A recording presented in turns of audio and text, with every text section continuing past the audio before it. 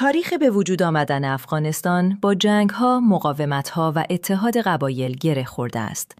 برایت خلاصه ای از روند شکل‌گیری افغانستان به عنوان یک کشور مستقل را می‌گویم. 1. پیش‌زمینه تاریخی سرزمین کنونی افغانستان. در طول تاریخ در چهارراه تمدن‌ها و امپراتوری‌ها قرار داشت.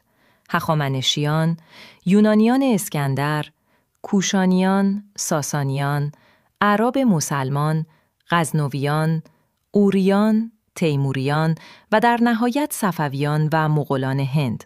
همه بر این سرزمین حکومت کردند.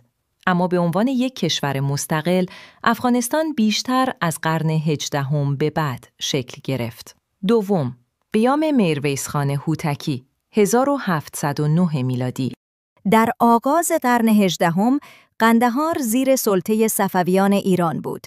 میرویس خان هوتک از رهبران قندهار بر ضد صفویها قیام کرد و در سال 1709 استقلال قندهار را اعلام نمود. این اولین